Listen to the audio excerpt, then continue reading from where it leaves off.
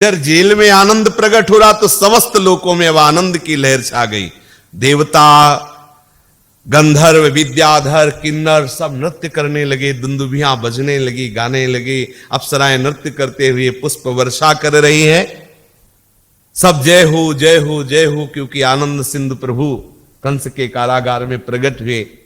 प्रभु ने आदेश किया कि मुझे नंद भवन में ले जाओ।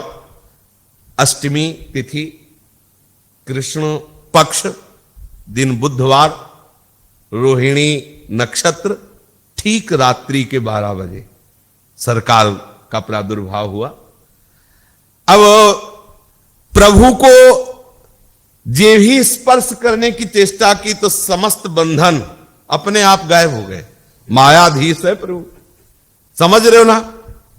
बंधन तभी तक है जब तक श्री कृष्ण का स्पर्श नहीं हो रहा। श्री कृष्ण के स्पर्श होते ही कोई बंधन टिक नहीं सकता, सब छिन्न भिन्न हो जाएंगे। हमारी कोशिश यही हो, हम अपने मन बुद्धि चित्त अहम को श्री कृष्ण चरणों का स्पर्श करा दें। मेघ गर्जना कर रहे हैं, मूसलाधार वर्षा हो रही है और यमुना जी उफान पे है।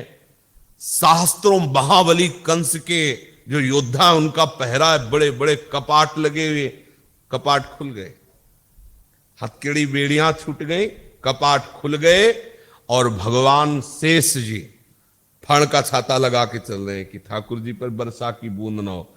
और आगे सिंह गर्जना से भगवान नरसिंह जी चल रहे हैं। भगवान का जो नरसिंह अवतार है वो आगे गर्जना करते हुए, कोई भी स्पर्श न कर सके वसुदेव जी को, क्योंकि यदि भगवान की रक्षा का भाव आपके अंदर है ना तो रक्षा तो वही तो करेगा। अच्छा, जैसे श्री कृष्ण बाल गोविंद की रक्षा कर रहे हैं, गोपीजन तो कैसे कर रहे हैं? कृष्ण नाम से ही तो कर रहे हैं। शेष जी कौन है? भगवान ही तो है। भगवान शेष जी ऐसे फड़के हुए चल रहे हैं। अब जाके के आगे देखा तो अपार यमुना जल राशि। वसुदेव जी को लगा कि अब रात्रि में घोर अंधकार, अगर कुछ दिखाई दे रहा है तो लाला के श्री अंग की चमक से ही दिखाई दे रहा है। इंद्रनील मणि है ना लाला, तो उन्हीं की चमक से दिखाई दे रहा है। ऐसे काली अंधियार, वो मतलब अगर अंधकार में ही रात्रि है और मेघ ना हो तो तारागणों का कुछ प्रकाश रहता है, लेकिन मेघ छाया हुआ है और ऊपर से वर्षा हो रही है। यमुना जी में श्री वसुदेव जी प्रवेश करते हैं तो यमुना जी उफान भरती है।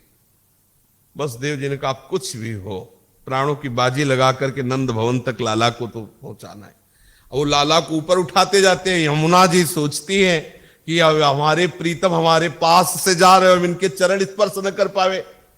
यमुना जी और उफान भरती है।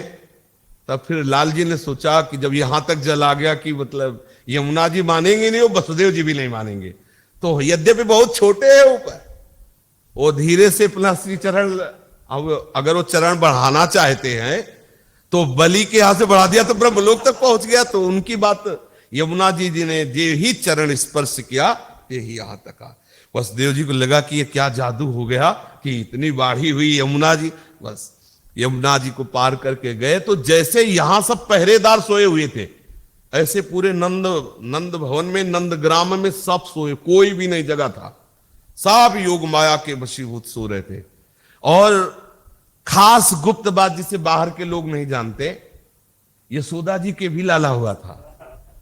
ये जो लाला हुआ देवकी के, ये चतुर्भुज नारायण श्री हरि, जिनको भगवान विष्णु का अंश कहा गया शास्त्रों में, और ये जो लाला है ये निकुंज से आए हुए हैं। आनंदाज नंद के द्वार, दास अनन्य भजन रस कारण, प्रगटे लाल मनोहर ग्वाल। रात्रि का समय है, योग माया ने सबकी बुद्धि को ढक लिया है, अर्थात सब सुसुप्ति अवस्था में है। यशोदा मैया भी कोई नहीं, दासी यशोदा में सब खग मृग पशु पंछी सब, किसी को पता नहीं कि वसुदेव जी आए हैं। और जे ही गए तो वसुदेव जी को, तो ऐसे वो वसुदेव जी लाला को यशोदा जी के बगल में सुला रहे, ऐसे थोड़ी सुला रहे, ऐसे कि कोई देख तो नहीं रहा है। और वो लाला के ऊपर लाला समा गया। इसीलिए दो लाला के चरित्र हैं अपने ब्रज में। एक है ऐश्वर्य लाला जो कभी अघासुर मारता है कभी बकासुर मारता है, वो चतुर्भुज नारायण। और एक है रास विलास और माखन मिश्री, ये हमारे लाला है। आज दोनों लाला यशोदा जी के बगल में एक होकर के शयन कर रहे, और सुबह फिर दासी सूचना देती, वो जगती, लाला हुआ, वो आगे का